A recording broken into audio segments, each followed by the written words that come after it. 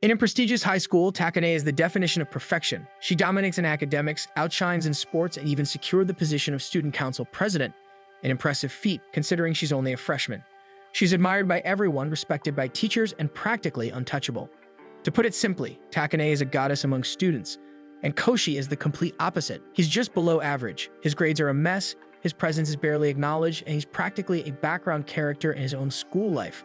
Yet despite the overwhelming gap between them, Koshi can't help but admire Takane from afar. They've gone to the same school since childhood, and in all that time, she's always been leagues above him. Naturally, she's never had a reason to notice him. At least, that's what he thinks. As Koshi drags himself to his usual lunch spot, lost in self-deprecating thoughts, he fails to notice the way Takane's gaze lingers on him before she walks off in another direction. He has no idea that in the near future, their relationship will change forever. And it all starts with lunch. Koshi's usual hideout is a forgotten sports supply room, a place where no one bothers him. As he eats his lunch, he checks his phone to see today's agenda and immediately regrets it. Today is the day they will be receiving their math grades, and he's fully expecting another disaster.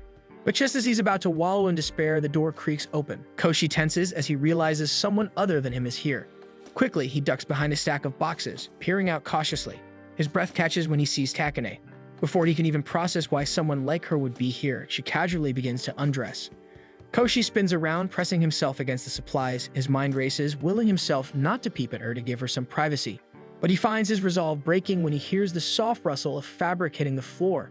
Against his better judgment, his eyes betray him, and he sneaks a glance. As the lunch break ends, students shuffle back to class. Koshi takes his seat, still trying to process everything. The teacher starts handing back graded exams, and Koshi braces himself for the worst. But when he gets his test back, he is pleasantly surprised to see that he actually passed the exam. Then something even more shocking happens. When Takane gets her paper back, she doesn't get 100%. The class falls silent. Whispers ripple through the room. The Queen of Perfection got a 98. Koshi watches her closely, wondering what might have happened. But before he can react further, something strange happens. The air around him shifts. He then sees a strange butterfly fluttering to where a door appears out of nowhere, floating in space. Strange lines begin to move, rewinding. In an instant, Koshi is back to where he is about to receive his test score. Koshi walks up to receive his test paper, trying to convince himself that what he just experienced was nothing more than a strange dream. The idea of him passing on the first try is already unrealistic enough, so maybe he imagined the whole thing. Maybe it was stress, exhaustion, or just a weird case of déjà vu. But as his eyes scan the page, his stomach twists. The score in front of him is exactly the same as the one from his vision. When the teacher calls out Takane, Koshi looks up, remembering how she scored a 98. But this time, there's no reaction, no whispers, no murmurs of disbelief, because Takane has scored a perfect 100. At the end of class, Koshi realizes that every bizarre thing that happened today seems to revolve around one person, Takane. So he decides to confront her about her test score in the student council room. When he enters, he nervously mentions that he saw her score a 98. The moment he mentions it, the air in the room shifts. Her posture remains composed, but there's something different now. A coldness settles in her expression. Her presence, once inviting, now feels suffocating. His back hits the wall before he even realizes it, and Takane is standing too close. Takane tries to ponder when she put her guard down and concludes that Koshi must have seen her plot in the sports supply room. She backs Koshi into a wall as he tries to come up with excuses. Suddenly she smiles, telling him that nothing can be done at this point and they need to come up with a deal to keep her secret. Koshi's mind is filled with worry. He thinks that Takane might find a way to expel him. So when she hands him a cup of water, he accidentally drops it due to being so nervous. Luckily, Takane manages to prevent herself from getting wet. Koshi scrambles to wipe away the spilled water from the floor, and the moment she decides the time is right, she displays her ability. She then begins to undress, and Koshi is suddenly brought into the dark space where the butterfly appears. The strange door is back, and as the butterfly enters, he sees a room of clocks that suddenly begin to rewind. Then reality snaps back into place, and Takane is drenched. Koshi stares, his brain unable to process what just happened. Koshi barely has time to process everything that just happened before Takane begins explaining. With the same confidence she always carries, she reveals the name of her ability, Eternal V-Card Road. She states without hesitation that it allows her to rewind time whenever she removes her plot. Just moments ago, she had taken off her plot on purpose, ensuring she would get hit by the spilled water, improving her power before his very eyes. Her tone remains steady as she explains that whenever she activates her ability, the plot she removes ceases to exist. It's erased from reality itself, and the reason Koshi remembers is that he saw her plot back in the storage room. That alone makes him an exception. Koshi's mind spins, trying to keep up, but his focus keeps slipping. The sheer absurdity of what she's saying mixes with the overwhelming awkwardness of the situation, making it nearly impossible to process anything properly. His mind refuses to settle, and yet Takane carries on as if this is nothing out of the ordinary. She recounts the first time her ability manifested. It was during a sports festival in the 5th grade, a day when she was expected to win without question. But just before the race, the bento she ate had already gone bad, causing her stomach unbearable pain. She tried to push through it, but her body slowed against her will, and for the first time in her life, she failed to take first place. The frustration of losing, the humiliation of coming second, was too much to bear. And then, just when she thought the day couldn't get worse, she peed herself in front of everyone. Desperate to escape the shame, she rushed to change, slipping off her soaked plot without a second thought. And in that moment, the world shifted. Time reversed. Suddenly, she was holding the flag meant for first place. From that moment on, she understood. This ability existed to ensure she never lost. And now she knows he remembers things no one else can. Takane continues, seemingly unaware of his growing panic. She casually complains about the inconvenience of always having to carry spare plot, saying it's a hassle to constantly be prepared for emergencies. But now, she has a solution. Koshi, with his ability to remember events before the rewind, is the perfect candidate. He will become her closet. Koshi freezes. He feels that the offer is completely absurd since it sounds like she is making him her own servant. His mind screams that he needs to get out of here, but before he can take a step back, Takane moves first. She tells him that by becoming her closet, he will no longer be just another forgettable face. He will be someone special. He will matter. However, Koshi still refuses to cooperate and turns to leave. Koshi barely makes a step toward the door before Takane moves to block his path, and they end up falling to the floor. For a brief moment, he is frozen in shock, his mind scrambling to process what just happened. But she suddenly lets out a piercing scream. The sound echoes through the halls, loud enough to reach the ears of every student nearby. When the door bursts open, they are met with a scene that leaves little room for interpretation. Gasps and shouts fill the air as several students grab Koshi, yanking him away from Takane.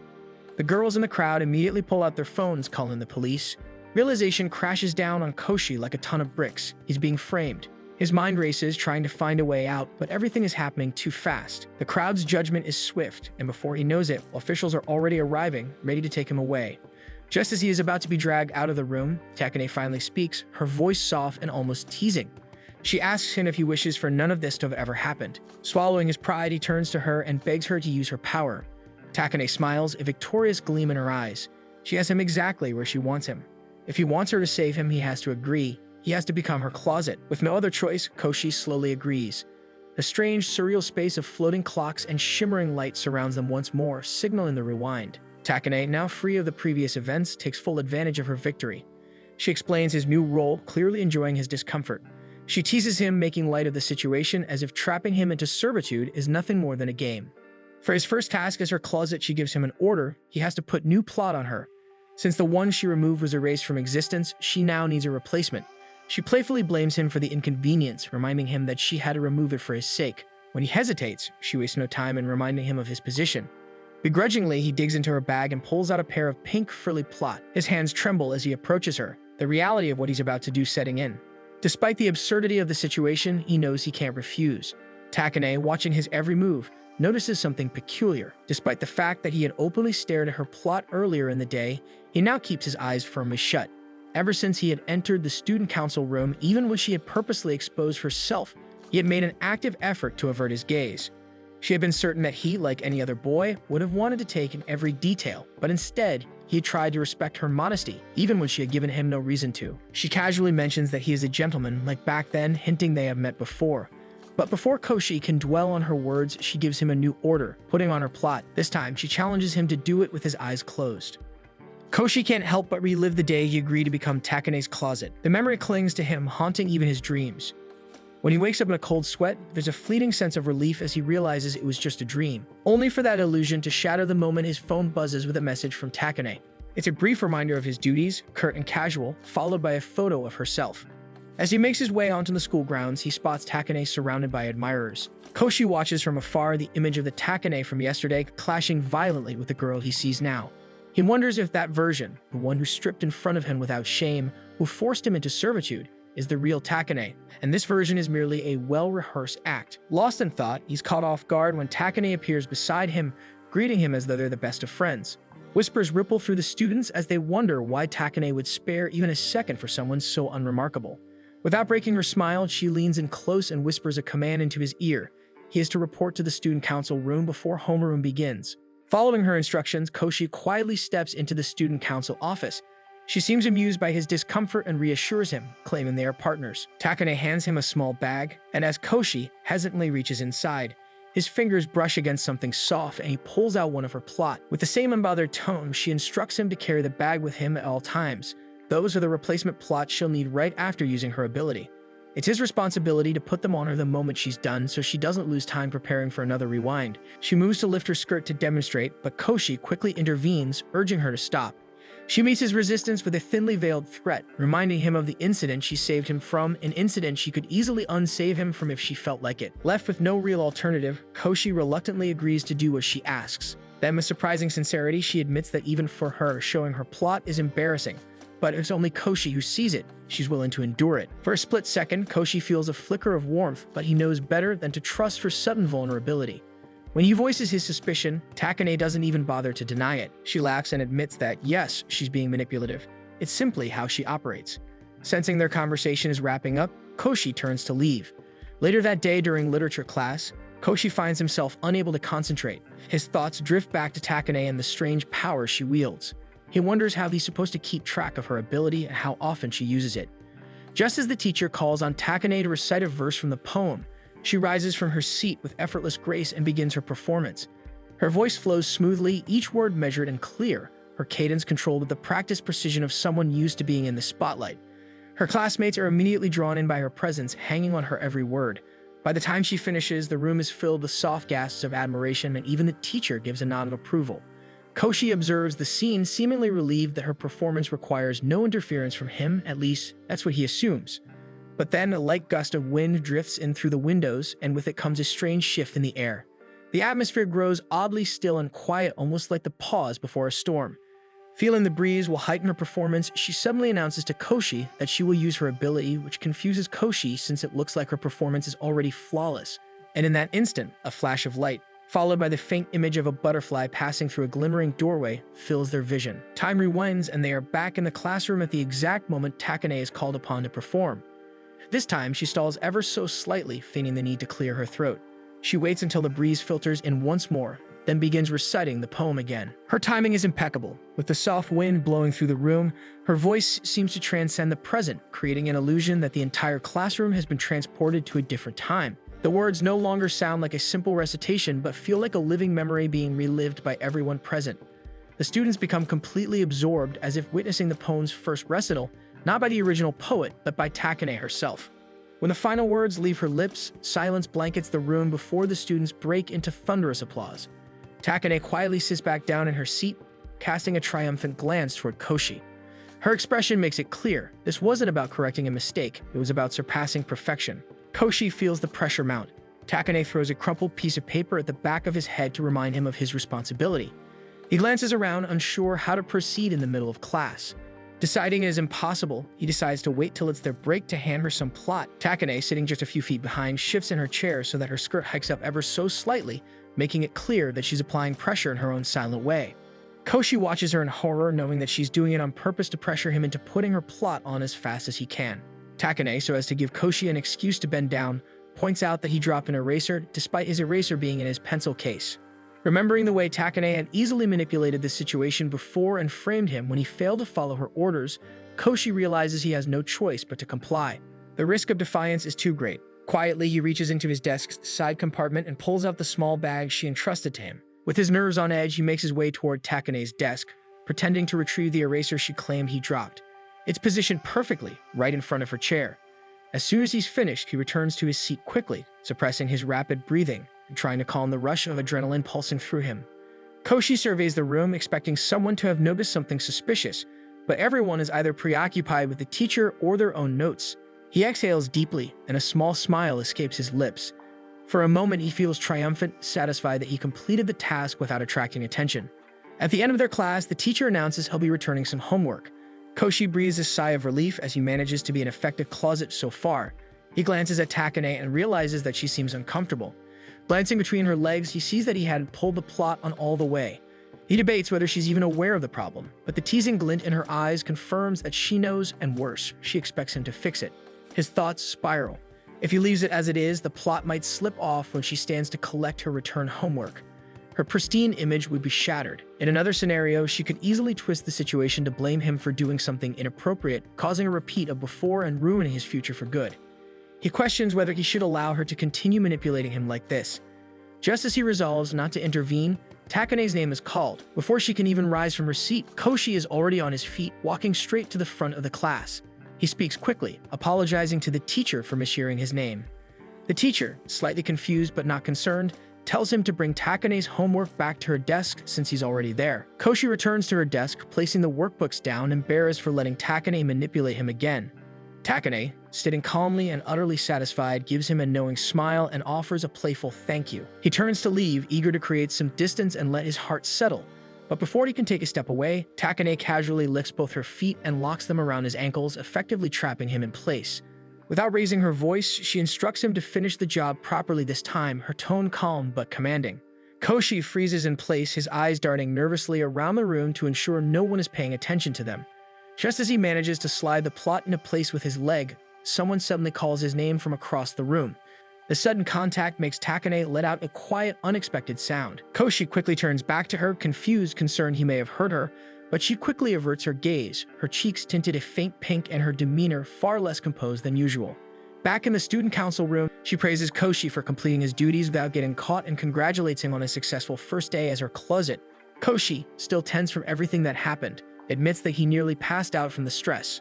Surprisingly, Takane apologizes for pushing him so hard on his first day, her tone unusually soft. Curious, Koshi asks what she would have done if he hadn't stood up to deliver her paper earlier. Takane admits with a smirk that she hadn't planned anything at all. She was completely confident he would act in her favor. She flips the question back at him, asking why he did it. Koshi fumbles for a response, unsure of his own motivations. Takane decides to answer for him, suggesting it's because he doesn't want anyone else to see her plot but him. The bold suggestion causes him to go quiet, caught off guard. He tries to deny it, but doesn't know what else to say. Takane, smiling with amusement, says she wouldn't mind if he was a little possessive. His face burns at her words, and in an effort to change the subject, he brings up the strange noise she made earlier. She immediately denies making any such sound, brushing it off with a suspiciously quick response. Later that night, Takane returns home and begins packing her bag for tomorrow. She takes her time, carefully choosing which pair of plot to bring, giving more thought than usual, not just for function, but also considering which ones she thinks Koshi would like best.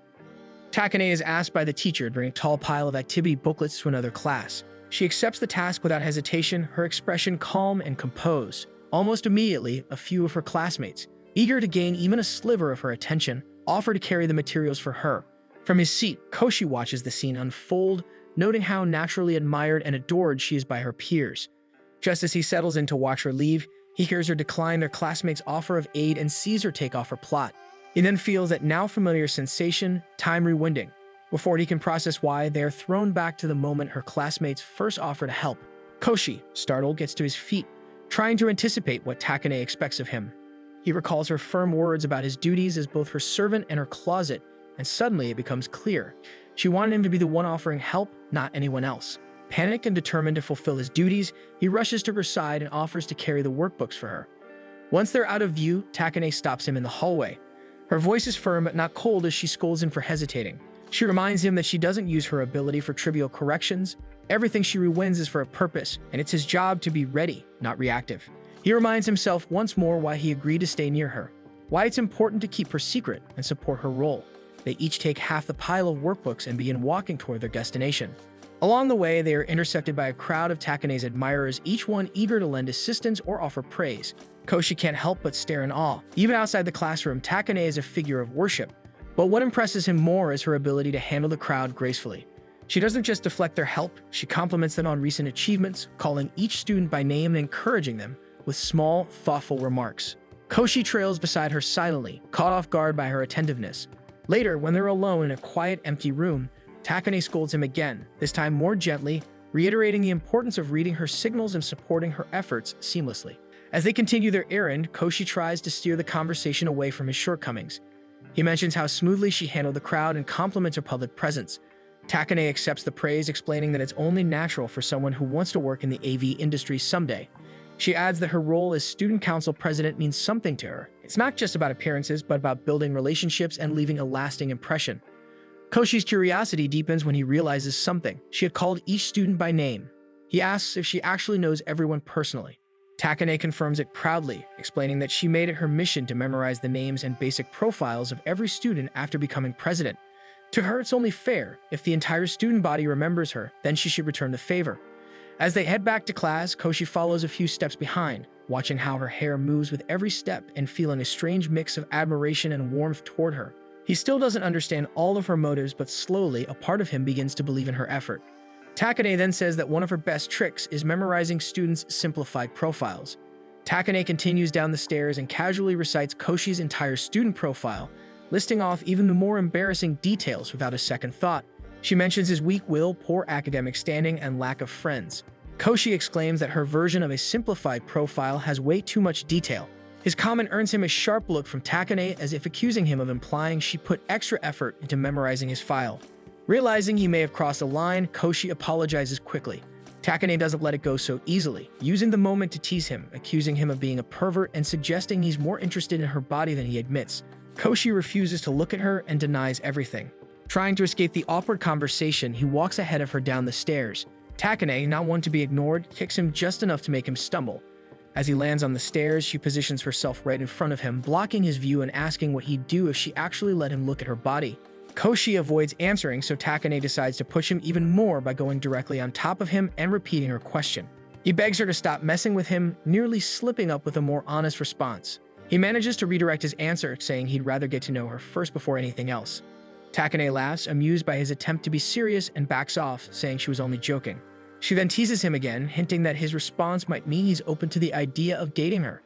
Koshi follows behind her, still overwhelmed and unsure of what just happened. As he tries to catch up, he trips again, this time hard enough to knock him out. When he comes to, Takane is hovering over him. They're now in the infirmary. She explains that the fall was worse than expected, and that she had to rewind time just a little to soften the blow, but it still landed them in the nurse's office. She then pulls him back to her, his head now resting on her lap, and while holding him there, casually continues their earlier conversation. She concludes that he's obviously serious about wanting to know her better. Koshi sits up in a panic, realizing it's already after class and that he's missed his remedial sessions, especially gym, which he had actually been trying to improve in. Stating how serious Koshi was about improving in the gym, Takane takes it upon herself to step in. Without warning, she volunteers to supervise the remedial class, catching everyone off guard. Her presence brings a new energy to this session, and the rest of the students immediately push themselves harder, eager to impress.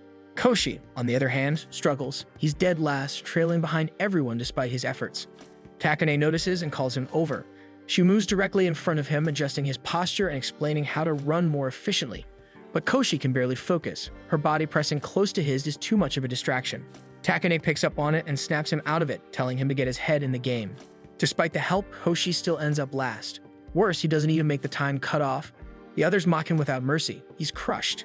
That's when Takane resets everything. Her voice calmly announces that they'll do it over until he gets it right.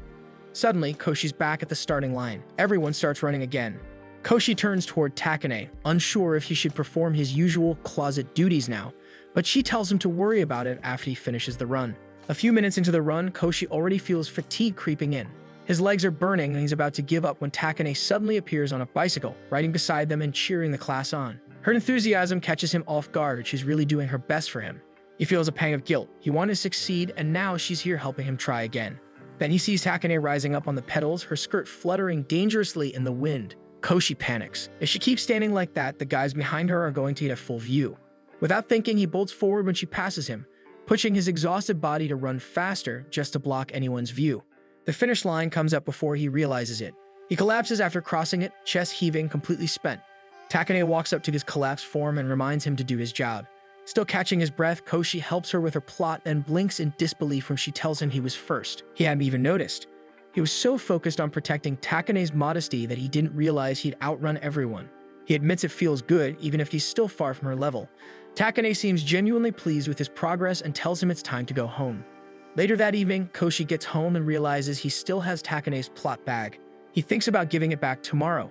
He idly wonders what kind of plots Takane owns and tries to sneak a peek, but suddenly his phone rings. Takane's on the other end and she casually asks about the bag, adding that without her workout plot, she can't go running like she planned. Koshi immediately senses that she's asking him to bring it over, so he decides to do so since her home is nearby. Before he leaves his home, he suddenly thinks that this might be all a test if he knows how to act like a proper closet. He reminds himself that he's supposed to act as a closet, a role meant strictly for school-related situations. Anything beyond that feels like crossing a line. After all, Takane doesn't need a closet at home, and certainly not an errand boy. But then his phone lights up indicating he received a message. Takane has sent him a string of images, suggestive ones. Each photo is paired with a teasing message about how much she needs that specific plot, complaining that the others just don't perform as well. She insists she can't focus without it and continues to press the idea that Koshi, as her closet, should already be on his way. Then another image arrives, Takane clearly already outside. Koshi takes a better look and realizes she is without her plot. Koshi's heart sinks. He imagines the worst, some stranger catching a glimpse, or worse, trying to take advantage of her. But he immediately stops himself. Takane is not helpless. If anything, she's stronger, smarter, and more capable than most people. She could defend herself better than he could. However, a sudden urge to protect her drives him to leave his house and bolt towards the park. When he arrives at the park, slightly out of breath, he finds her calmly seated on a bench. She looks up at him and doesn't miss a beat, scolding him for being late. She then softens, thanking him for following through. She points out that he's now acting like her closet even outside of school, a detail that she seems oddly pleased about. Takane teases him about his thoughts, clearly enjoying the idea that he was imagining all kinds of things. Koshi insists he wasn't. He only came because he was genuinely worried something might happen to her, and he felt responsible. Takane goes quiet for a moment and turns her back to him, her cheeks flushing. Koshi thinks he might upset her, but before he can say anything, she turns around with a small, honest smile, one that's completely different from her usual smug expressions. She thanks him sincerely and Koshi freezes. For a second, it feels like the world slows down. But just as quickly, she shifts the energy again, telling him he should feel honored to see this side of her. Koshi doesn't know how to respond. Deep down, he wonders if the only reason he's special is because he remembers her ability. Despite the possibility, he finds himself wanting to stay in his current role. Before he can sink deeper into that thought, Takane snaps him out of it by asking if it's okay for him to keep worrying about her. Then she reaches out for her bag. When he hands it over, she notices how warm it is. Koshi had been clutching it the entire way here. With a sly grin, she throws in one more tease, accusing him of doing something inappropriate with it. Koshi turns red, stammering in denial. She just laughs, clearly satisfied with his reaction, and continues her walk home with Koshi following her, hoping to clear his name. Swim class begins with a splash of excitement. Takane easily defeats a member of the school's swim team, someone who has been rigorously training since joining. Her victory is so clean and confident that the whole class erupts in awe, unable to believe how effortlessly she glides past her opponent. Yet despite the cheers, Takane doesn't look the least bit satisfied. Without warning, she announces a redo, and before Koshi can even question her decision, the familiar sensation of time rewinding hits him like a wave. When the moment resets, they're back at the start of the race, and this time, Takane chooses to swim using the backstroke. Koshi watches quietly, noticing the change in her movement and inevitably her form. The backstroke gives him an unintended but clearer view of her body, and while he tries to maintain his composure, he quickly realizes he's been staring. Embarrassed, he turns away, his heart thudding with anxiety as he glances around to make sure no one caught him ogling. Once again, Takane finishes in first place. She exits the pool with grace and approaches Koshi directly, already reading his expression. She asks why he didn't question her decision to rewind time despite winning earlier. Koshi, still flustered, simply says he didn't have time to ask. Takane explains that it wasn't just about winning, it was about how she won. She wanted to make a lasting impression, not just cross the finish line first. Her backstroke, she claims, added more flair to the moment. Then she playfully leans in closer and asks if he prefers the backstroke over freestyle. Koshi stiffens. If he admits he liked the backstroke, it's like confessing he enjoyed the view. But before he can fumble out a response, Takane circles in front of him and teases him mercilessly for getting caught looking. His ears burn red as he tries to shift the topic. In a desperate attempt to change the subject, Koshi asks how she was able to use her ability during the swim, noting that she didn't appear to be wearing any plot. Amused by his honesty, Takane tells him to look closely. He realizes she was wearing the special plot to prevent the tent from showing. Koshi, now fully flustered, can't hide the overwhelmed look on his face. Takane smiles teasingly at him and tells him to meet her after class. Later that afternoon, the two of them head to a department store and Koshi finds himself reluctantly standing in the women's plot section. He's overwhelmed, unsure where to rest his gaze without seeming pervy. Takane, of course, revels in his discomfort and casually tells him to help her choose new plots since he's the one who has to put them on her anyway. Koshi tries to be agreeable, knowing full well that resistance only leads to more teasing. He closes his eyes and reaches out, randomly selecting a set of plots from the rack. When he turns to show her, he is met with teasing, which confuses him. When he opens his eyes to peek, he lets out a horrified squeak. He's picked something very revealing and wildly inappropriate. Koshi, embarrassed by his earlier impulsive pick, hastily returns the revealing plot to the rack and tries to approach things more seriously. After a few moments of thoughtful browsing, his eyes land on a light blue pair. It's simple but elegant, and for some reason, it just feels right. Without overthinking it, he hands it to Takane. Takane raises an eyebrow at his choice but seems genuinely intrigued. She asks him why he picked it, but Koshi, trying to dodge potential teasing, just shrugs and says there wasn't any special reason. She then announces she's going to try it on and, to Koshi's surprise, drags him along into the fitting room. She reassures him nonchalantly that she's wearing dark tights underneath so he won't see anything inappropriate. Even with her being technically covered, Koshi turns red instantly and refuses to look, turning away in panic. Amused by his reaction, Takane keeps teasing him, coaxing him to finish the task he's become all too familiar with. The moment overwhelms him and he passes out. Though Takane was initially concerned when he fainted, she quickly returns to her usual self once he wakes up, playfully mocking him for collapsing during a simple task he's supposedly trained for. Later, while they're alone in the elevator, Takane circles back to the question. She demands, more forcefully this time, to know why he chose that specific plot. With her hands slammed against the wall beside him, cornering him, Koshi finally caves. He admits that the color reminded him of the sky and the sea, both of which felt fitting for someone as elegant and distant as Takane. But as soon as the words leave his mouth, he realizes how silly and childish it sounds. Takane doesn't say anything immediately. The elevator doors open and she walks out without reacting, leaving Koshi frozen in uncertainty.